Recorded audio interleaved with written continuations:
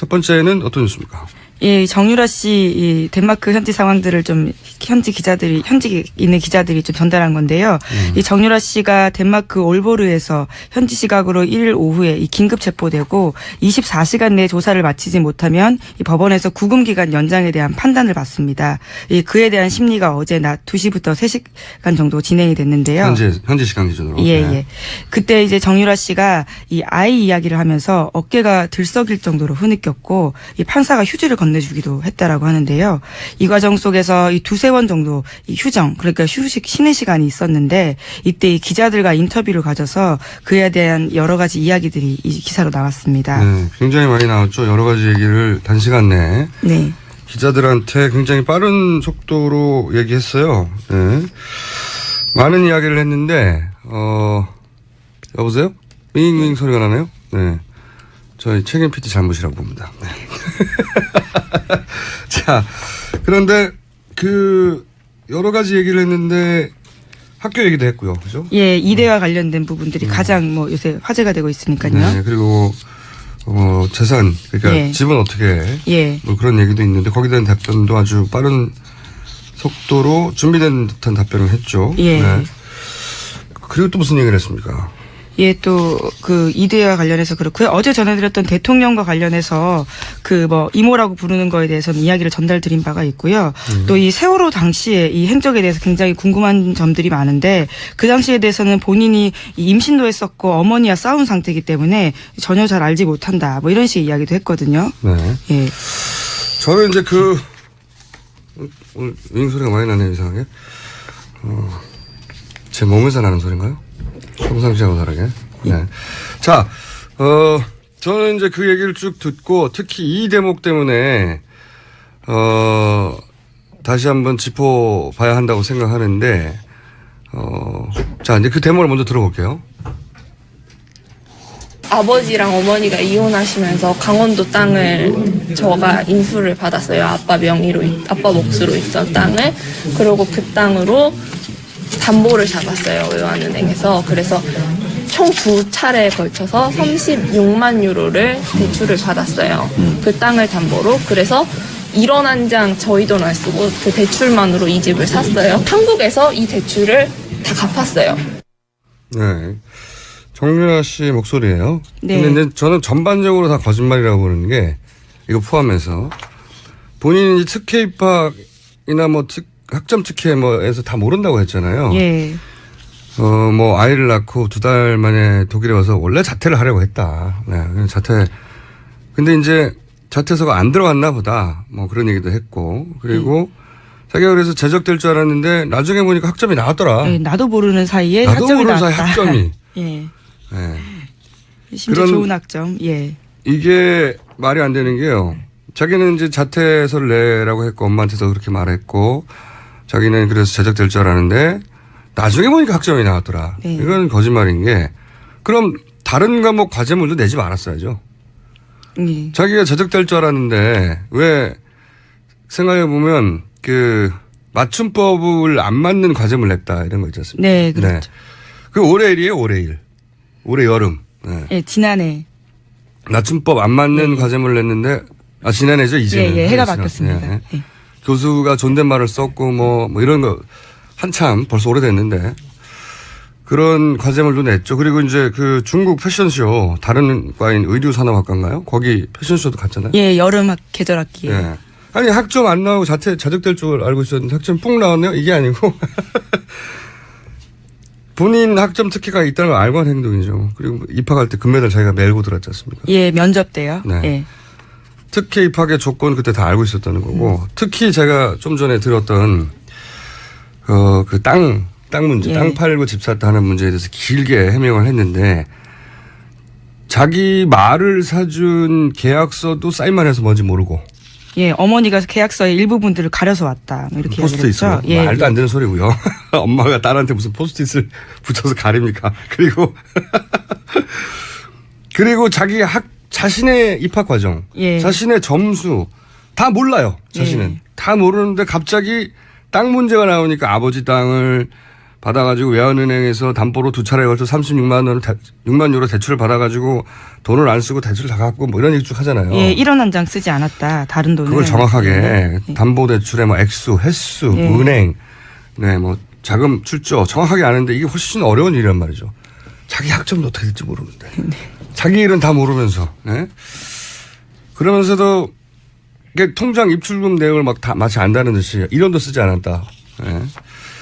저는 이 답은 연습한 거라고 보고 당연히 이 답을 외운 이유가 있다. 왜 그러냐.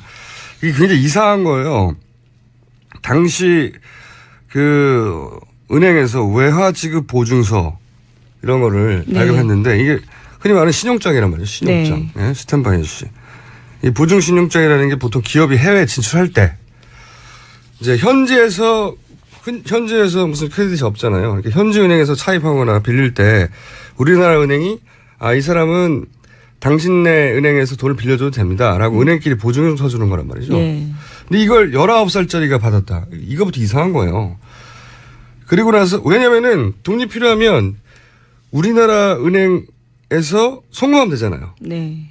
근데 여기서 한 방식은 뭐냐면 보통 무역회사가 하는 신용장을 발급받아서 그 신용장으로 현지에서 대출한 겁니다.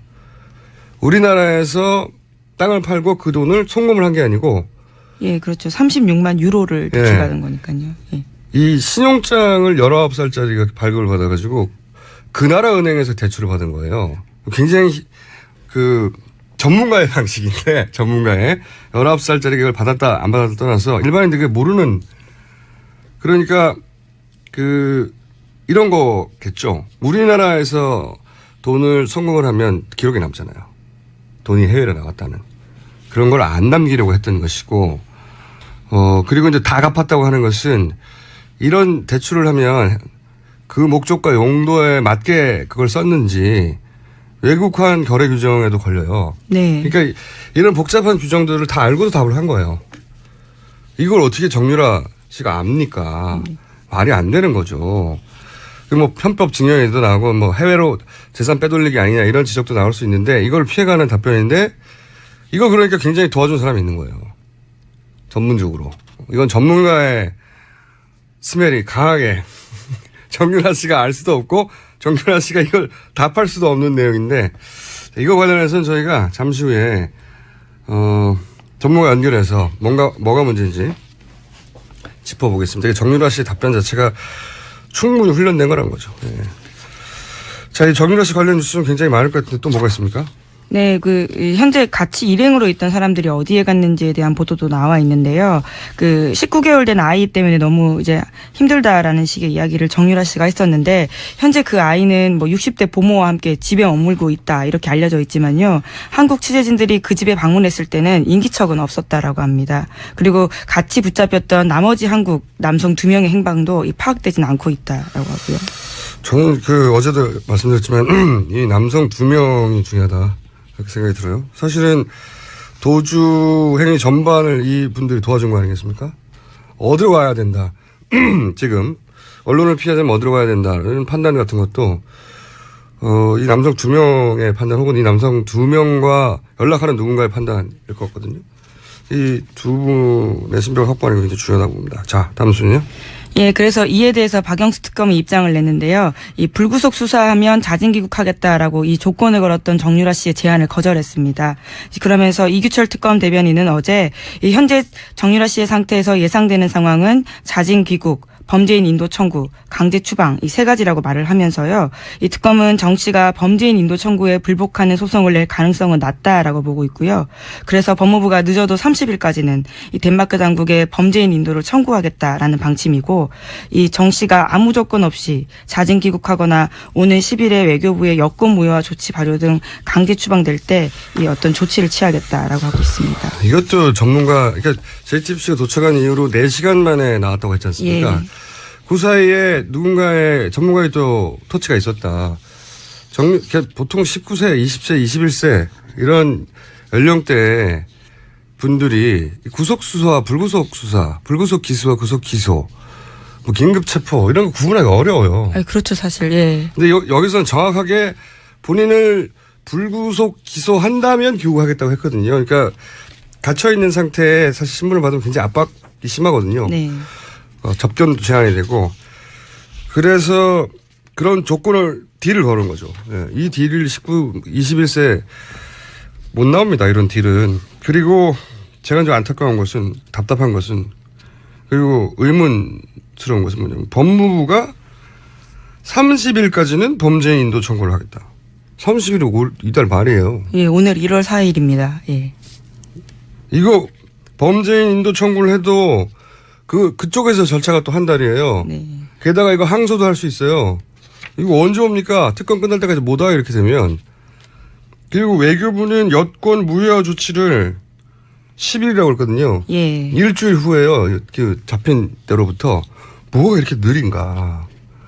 이게 과연 법무부와 외무부가 아주 신속하게 정유라 씨 신변을 받고자 하는 정말 의지가 있는가. 그리고 법무부가 외교부는 그동안 정말로 이 정유라 씨나 혹은 최순실 씨 관련 수사에 이 특검이 진행하는 속도만큼의 네. 의지를 가지고 정말로 있었나. 법무부가 우리 편 맞나 이거. 외교부도 이런 의구심을 가져봐야 될 사안이라고 보는데 이거 관련해서 또 그 진술이 있죠. 네, 그렇습니다. 이 노승일 K스포츠재단 부장이 한 증언인데요. 이 노 부장이 이 최순실 씨가 2015년 최 씨 회사에서 일했었을 때 이 외교부 관계자가 통화하는 걸 여러 차례 봤다 이렇게 이야기를 했다는데요. 이 노 씨에 따르면 최순실 씨는 이 직통으로 전화를 걸어서 이 대사님 애들 때문에 그러는데요 라면서 이 비자나 현지 취업 문제를 상의하곤 했다라고 합니다. 이제 실제로 이 최 씨 모녀를 돕기 위해서 머물렀던 K스포츠 직원과 최 씨 집안을 돌보는 사람까지 모두 비자를 취득했고요. 그렇기 때문에 노승일 씨 같은 경우에는 이 최 씨가 수시로 연락하면서 문제를 상의했다고 하는 외교부 측에 이 정유라 씨 행방을 모른다고 하는 것은 말이 안 된다 이렇게 지적을 하고 있습니다. 그러니까요.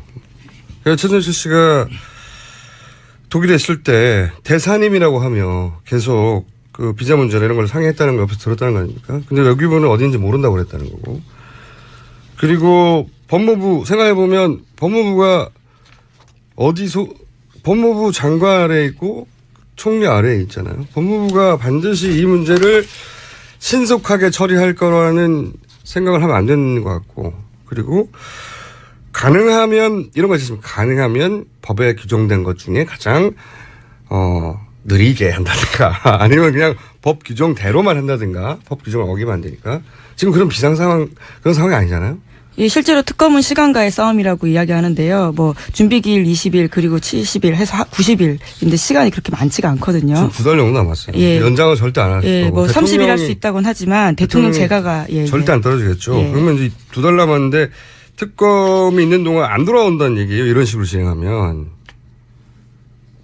그러니 어떻게든 빨리 내보낼 방법, 돌아오게 할 방법을 찾아야 되고 그냥 외교부, 법무부가 잘해겠거니 이런 생각은 하면 안 된다고 저는 봅니다. 자, 다음 뉴스는요. 짧게 해야 될 것 같아요. 예, 정유라 씨 관련된 소식 계속 이어드리면요. 이 정유라 씨가 이대 합격 사실을 미리 알았다라는 증언을 이 최순실 씨의 조카인 장시호 씨가 이 검찰에서 했다라는 건데요. 이와 관련된 문자 메시지도 확보됐다라고 합니다. 그러니까 이게 말이 안 되죠. 정유라 씨가 자기는 특혜 입학이나 그다음 학점 특혜 같은 거 전혀 모른다고 그랬는데 몰라요. 나는 자퇴할 줄 알았는데 장시호 씨한테 문자를 보냈다네요. 마침 미리 발표 전에. 네, 다 거짓말이고요. 또 정유라 씨 관련 뉴스가 많을 것 같은데 또 뭐가 있습니까? 예, 이 정유라 씨 관련 뉴스가 워낙 화제가 되니까요. 이 아나운서 출신 정미용 씨가 이제 입을 열었습니다. 자신의 페이스북에다가요. 이 정유라가 잡혔다고 요란하다라면서요. 이 특검이 스포츠 볼모지인 승마 분야에 꿈나무 하나를 완전히 망가뜨렸다. 이렇게 썼다고 합니다. 정유라 씨가 승마 꿈나무인데 망가뜨렸다. 네. 이분은 말이죠. 승마에 대해서 정말 문외한인가 봅니다. 왜냐하면은 저희가 진짜 승마 꿈나무를 키우는 관계자를 인터뷰한 적이 있어요. 그분이 정유라 씨의 승마 실력에 대해서 저희한테 증언을 한 적이 있습니다. 그걸 잠깐 들어보겠습니다. 2014년도에 한국에서 외국 국제 심판을 초청해서 예. 승마 세미나를 한 적이 있습니다. 네. 근데 그 외국 국제 심판이 한국에 와서 세미나를 하면서 그 세미나 내용에 이제 비디오를 하나 뽑아서 이제 강의를 해야 되는데 네. 가장 좋지 않은 예로 타고 있는 선수를 비디오를 선정된 게 정유라 사진을 선정하더라고요. 왜냐하면 외국 코치는 모르니까. 외국 정유라 학생이 누군지 모르고 네, 모르니까. 국내 선수들 중에 네. 가장 나쁜 사례로 든 게 정유라 네. 학생이었다. 자, 꿈나무 아닌 걸로 저희 전문가들은 정명 씨에게 진짜 승마 전문가들을 좀 만나보길 권해드리고요. 자, 다음 뉴스는 시간이 저희가 없어서 빨리빨리. 예, 그 정유라 씨 친구 아버지 회사를 알려줬던 KD 코퍼레이션 관련된 뉴스 단독이 여러 개 나왔는데요. 네, 어제 KD 예. 코퍼레이션 저희가 얘기를 강하게 했는데 줄줄줄 KD 코퍼레이션도 끌려 나오는군요 지금. 네. 네. 예, 제목만 말씀드리면 네. 박 대통령이 이 특허 소송까지 개입을 했고요. JD 코퍼레이션 관련한 예. 본인은 관련 없다는 듯이 예. 실력 있으니까 뭐 당연히 되는 거 아니냐는 식으로 얘기했는데 예, 기회를 주자는 차원이었다라는 거짓말했다는 게 밝혀진 거죠 또. 예, 게다가 네덜란드 국왕에게까지 이 민원했던 정황이 발견됐다고 한겨레 KD 코퍼레이션을 예. 그리고 또 원동기 흡착기 기술을 네. 예, 그리고 또 대통령이 프랑스 방문 때 또 이 회사를 밀어주겠다는 시도가 있었다라는 진술도 나왔다라는 겁니다. 그러니까 대통령께서 그 기자 간담회 한 거를 이제 음성들을 제가 쭉 저도 녹음된 거를 기자들이 몰래 한 걸 들어봤는데 이 녹음 그 기자 간담회 덕분에 더 많은 기사가 나오게 생겼어요. 이제 앞으로 본인이 했던 말을 뒤집는.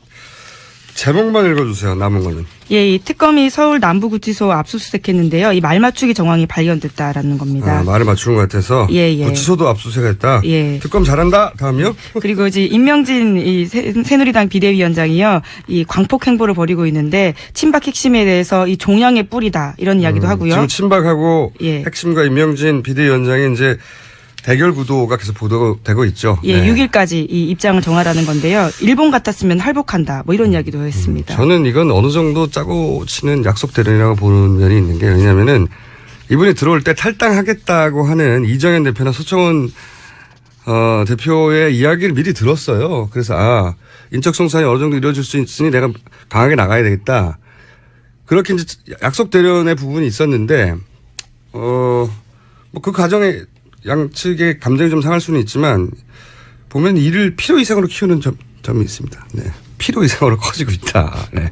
왜냐하면 이렇게 빵 커지고 그런 다음에 인적 청산이 돼야 아무래도 사람들 눈으로 보기 갈등 끝에 결국 청산되었구나 이런 대외적인 효과가 극대화되겠죠. 네. 그래서 약속대로의 면이 있다고 본다. 개인적인 의견입니다. 자, 여기서 저희가 아까 잠깐 초반에 말씀드렸던 정유라의 은행 대출권 여기에 특혜가 있다. 사실 이거 석 달 전에 잠깐 나왔던 뉴스거든요.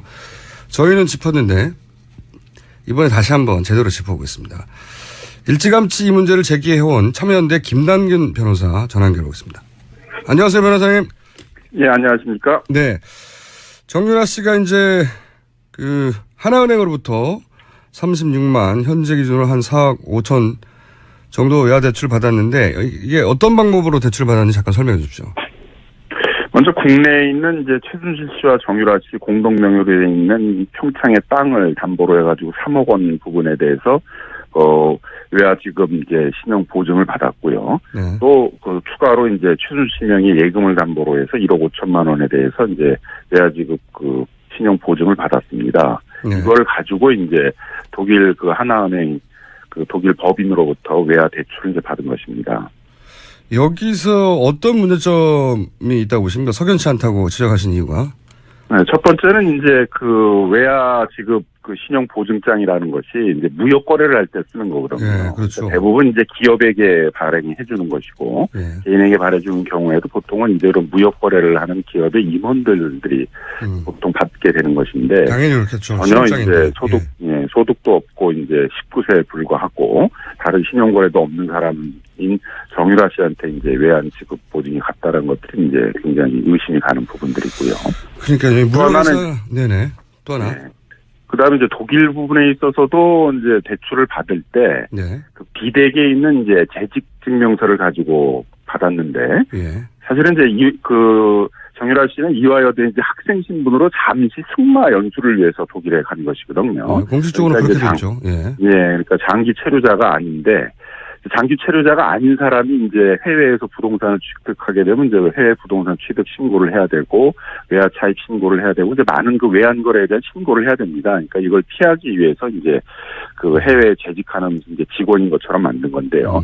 그러려면은 이제 노동 허가서, 독일 정부가 발행하는 노동 허가서나 체류 허가서를 이제 내야 됩니다. 근데 그런 서류가 전혀 없었는데도 외화 대출을 해줬거든요. 은행이라는 데가 이제 대출에 있어서는 뭐 굉장히 엄격하고 그렇죠. 엄격한 외화 서류 심사를 하게 되는데 그런 게 전혀 없이 이제 해줬다는 것도 이제 석연치 않다는 것입니다. 그러니까 이제 말타로 잠시 간 학생이 현재 있는 회사의 정직원처럼 그런 서류를 냈는데 은행에서 다른 관련 필요한 서류도 없는데 이 대출을 허용해 줬다는 거죠. 그런 것도 이제 의심스럽다는 거 지적하시는 거고.